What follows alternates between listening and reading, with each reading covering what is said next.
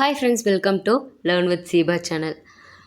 Typewriting எக்ஸாம்க்கான paper copy release பண்ணிட்டாங்க. சரிங்களா, டோட் சைட்லேருந்து வந்துருச்சு. ஒன்ஸ் நீங்கள் பேப்பர் காப்பி அப்ளை பண்ணியிருந்தீங்க அப்படின்னா டவுன்லோட் பண்ணி செக் பண்ணிக்கோங்க.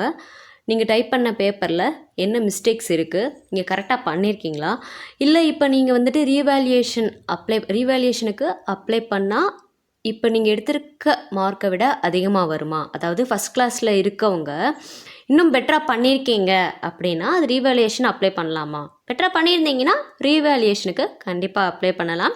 ஒருவேளை ஃபஸ்ட் கிளாஸில் இருக்கவங்க டிஸ்டிங்ஷன் வர்றதுக்கும் சான்சஸ் இருக்குது. ஓகேங்களா, ஸோ உங்கள் பேப்பரை நீங்கள் கரெக்டாக ஒன்ஸ் செக் பண்ணிக்கோங்க. ஓகேங்களா, ஸ்டேட்மெண்ட் ஆகட்டும் இதாகட்டும் கரெக்டாக நீங்கள் எல்லாமே ஒன்ஸ் செக் பண்ணிவிட்டு அதை கன்ஃபார்ம் பண்ணிக்கோங்க. கன்ஃபார்ம் பண்ணதுக்கப்புறம் ரீவேல்யூஷன் போடலாமா வேண்டாமா அப்படிங்கிறத டிசைட் பண்ணிவிட்டு ரீவேல்யூஷன் போடுங்க. ஓகேங்களா, ரீவேல்யூஷன் போட்டால் நம்ம இப்போ ஃபெயிலான ஸ்டூடெண்ட்ஸ் பார்த்திங்கன்னா ரீவேல்யூஷன் போட்டால் பாஸ் ஆக முடியுமா அப்படிங்கிற ஒரு டவுட்ஸ் இருக்கு இல்லையா.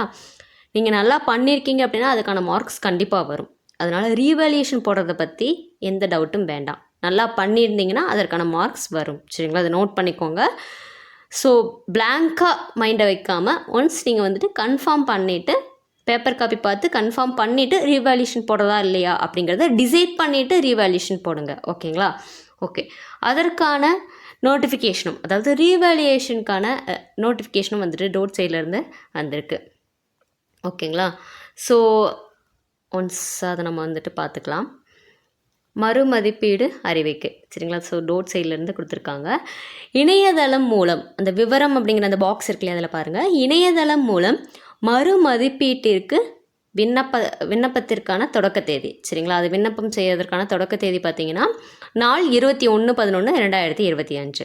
சரிங்களா, மறுமதிப்பீடு விண்ணப்பத்திற்கான தொடக்க தேதி. சரிங்களா, அடுத்து இணையதளம் மூலம் மறுமதிப்பீட்டிற்கு விண்ணப்பிப்பதற்கான கடைசி தேதி பார்த்தீங்கன்னா 27/11/2025. ஓகேங்களா, தொடக்க நாள் 21 ஆரம்பிக்குது, 27க்குள்ளே முடியுது.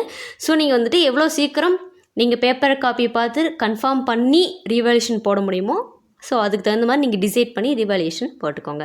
இதுலேயும் பார்த்தீங்கன்னா முக்கிய அறிவுரைகள்லாம் இருக்குது. நம்ம ஆல்ரெடி இதே மாதிரி பார்த்துருப்போம் இல்லையா, ஸோ அதே மாதிரி தான் இருக்கும். சரிங்களா, இணையதளத்தின் மூலம் முழுமையாக சமர்ப்பிக்கப்படும் விண்ணப்பங்கள் மட்டுமே ஏற்றுக்கொள்ளப்படும். சரிங்களா, விண்ணப்ப எண் பெறப்படாத விண்ணப்பங்கள் ஏற்றுக்கொள்ளப்பட மாட்டாது அப்படிங்கிறத முதல் பாயிண்ட்டாக கொடுத்துருக்காங்க. இரண்டாவது பாயிண்ட் பாருங்கள்.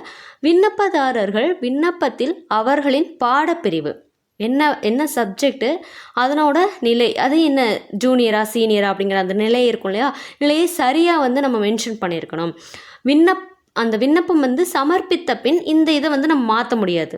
பாடப்பிரிவையோ அதனுடைய நிலையோ நம்ம அதில் அந்த விண்ணப்பங்களில் மாற்ற முடியாது, அது ஏற்கப்பட மாட்டாது அப்படிங்கிறத ரெண்டாவது பாயிண்டில் கொடுத்துருக்காங்க. மூணாவது பாயிண்ட் பாருங்கள். விடைத்தாள் மறுமதிப்பீடு கோரி இணையதளத்தின் மூலம் விண்ணப்பிக்கும் விண்ணப்பதாரர்கள் ஒன்றிற்கு மேல் கூடுதலான பாடங்களுக்கும் ஒரே விண்ணப்பமாக சமர்ப்பிக்கலாம் அப்படிங்கிறத சொல்லியிருக்காங்க. சரிங்களா, அடுத்து நாலாவது பாயிண்ட் பாருங்கள். மறுமதிப்பீடு கோரும் விண்ணப்பதாரர்கள் தட்டெழுத்து பாடம் ஒன்றுக்கு, சரிங்களா, ஸோ அது ஃபீஸ் டீட்டெயில்ஸ் பாருங்கள், ₹400. சரிங்களா, முதல் தாள் மற்றும் இரண்டாம் தாள் சேர்த்து, ரெண்டுக்கும் சேர்த்து தான் ஃபஸ்ட் பேப்பர் அண்ட் செகண்ட் பேப்பருக்கும் சேர்த்து 400 அப்படிங்கிறத மென்ஷன் பண்ணியிருக்காங்க. சுருக்கெழுத்து மற்றும் கணக்கியல் பாடம், ஓகேங்களா, அது ஷார்ட் ஹேண்ட் ரிலேட்டடாக கொடுத்துருக்காங்க. ஸோ அதுக்கு 500 அப்படிங்கிற மாதிரி.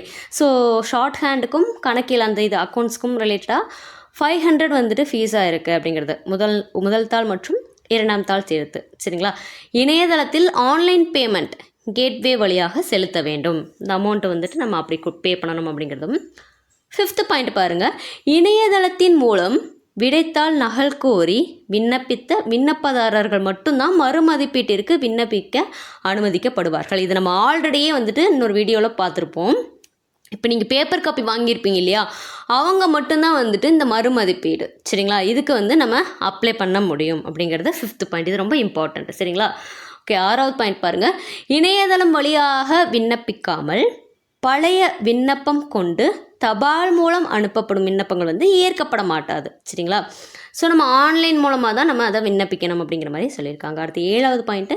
முழுமையாக விண்ணப்பத்தை சமர்ப்பித்தவர்களுக்கு விடைத்தாள் நகல் தாங்கள் விண்ணப்பம் சமர்ப்பித்த இணைய வழியில் பதிவேற்றம் செய்யப்பட்டுள்ளது அப்படிங்கிறதை மென்ஷன் பண்ணிட்டாங்க. ஓகே, இது நம்ம மென்ஷன் பண்ணிட்டாங்க. 8வது பாயிண்ட் பாருங்கள்.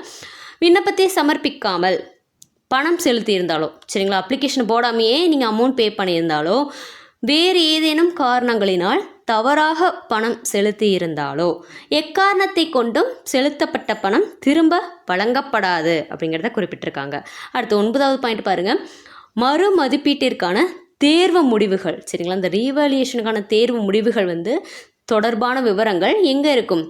ஸோ இந்த https://dte.tn.gov.in அதுலேயும் மற்றும் இன்னொரு வெப்சைட்டையும் ஸ்பெசிஃபை பண்ணியிருக்காங்க. ஸோ https://tndtegteonline.in என்ற இயக்கக இணையதளங்களில் வெளியிடப்படும் அப்படிங்கிறத குறிப்பிட்டிருக்காங்க. அடுத்து 10வது பாயிண்ட்டு, கடைசி நாள் வரை விண்ணப்பம் சமர்ப்பிக்கும் வழக்கத்தை தவிர்க்குமாறு தெரிவித்துக் கொள்ளப்படுகிறது. ஓகேங்களா, கடைசி டேட் நம்மளுக்கு என்ன கொடுத்துருக்காங்க? 27ஆம் தேதி. ரீவேல்யூஷன் கடைசி டேட் 27ஆம் தேதிக்குள்ளே அப்ளை பண்ணணும்னு சொல்லியிருக்காங்க. நீங்கள் முடிஞ்ச அளவுக்கு பேப்பர் காப்பி பார்த்துட்டு ஸோ சீக்கிரமாக அப்ளை பண்ணுறதுக்கு பாருங்கள், சரிங்களா. அந்த 27ஆம் தேதி வரைக்கும் நீங்கள் வெயிட் பண்ணணும் அப்படிங்கிறது இல்லாமல் கொஞ்சம் அதுக்கு மிட்லேயே நீங்கள் ஸ்டார்டிங்லேயோ இல்லை மிட்லேயோ பாருங்கள். கடைசி டேட் வரைக்கும் வெயிட் பண்ணாமல் ரீவேல்யூஷன் அப்ளை பண்ணணும்னு டிசைட் பண்ணிட்டீங்கன்னா ஸோ கொஞ்சம் மிட்லேயோ ஃபஸ்ட்லேயோ நீங்கள் அப்ளை பண்ணிடுங்க அப்படிங்கிறத ஸ்பெசிஃபை பண்ணியிருப்பாங்க. ஓகேங்களா, 10 பாயிண்ட் இதுதான் சொல்லியிருப்பாங்க. ஓகே, அதே விஷயம் தான் கீழே நம்மளுக்கு இங்கிலீஷ்லேயும் கொடுத்துருப்பாங்க. ஓகே ஃப்ரெண்ட்ஸ், நீங்கள் பேப்பர் காப்பியை பாருங்கள், செக் பண்ணிவிட்டு ஒன்ஸ், அதாவது ஒரு தடவைக்கு 2 தடவை, சரிங்களா, நல்லா செக் பண்ணிக்கோங்க. உங்களுக்கு மார்க்ஸ் வரும், இல்லை ஃபஸ்ட் கிளாஸில் இருக்கேன், டிஸ்டிங்ஷன் வரதுக்கு சான்சஸ் இருக்குது அப்படின்னா ரீவேல்யூஷன் போடுங்க.